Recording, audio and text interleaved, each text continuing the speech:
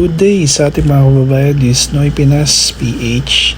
So sana po lahat po tayo is nasa mabuting kalagayan. So ito po, pinapakita ko po sa inyo right now is electrical box stop. Kasi po tayo po is nag-apply kanina ng electrical connection sa Sapang Maysak dito po sa may Pampanga, no? Kasi po tayo po is pinalad na makakuha ng isang unit, no, na bungalow pad dito po sa may Amaya Escape, Pampanga. So ayan po, no, nakakuha po tayo dyan ng isang bungalow pad po, no. Oh my God! Wow! So yun nga po, ito po isi-share ko po sa inyo kung ano-ano yung mga requirements natin sa pag-apply sa PELCO, no. A few moments later. Ito po pala yung application ng mga requirements na kailangan natin para sa application ng PELCO 1 or electrical meter, no, sa PELCO 1 or connection. So ito po, no, so ang kailangan po natin ngayon is ang mga sumusunod, no. Electrical permit given by CRU, which is pinoprovide po nito ni HOA, no. So pwede po natin itong i-print after mabigay po sa atin via email, or proof of ownership po like land title, deed of sale, contract to sell. So ito pong mga ito is kahit mga Xerox copy na lang po, no. Lalong-lalo na yung contract to sell, kahit yung first page na lang po is pwede na. Cedula, I think yung cedula kahit sa location kayo po, pwede ko pong kayong kumuha at pwede po yun ang isubmit po natin.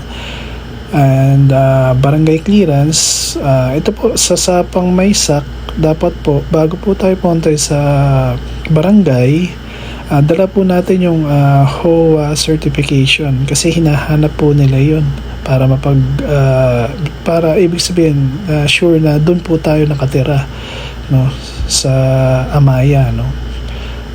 Kasi kung wala po kayong makukuha nun, hindi po kayo i-issue ng barangay clearance. Saka 2 valid ID, photocopy only.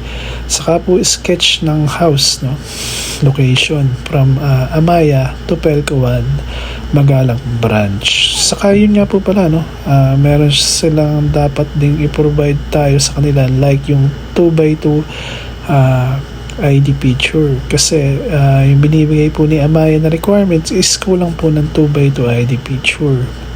So wag niyo po kakalimutan yun para at least hindi na po tayo pabalik-balik sa pag-apply yun nga po dito sa PELCO 1. So ito po pala yung abang na kailangan na meron din tayo, kasi hindi po tayo kakabitan ni PELCO 1 ng metro at kuryente pag wala pong ganito.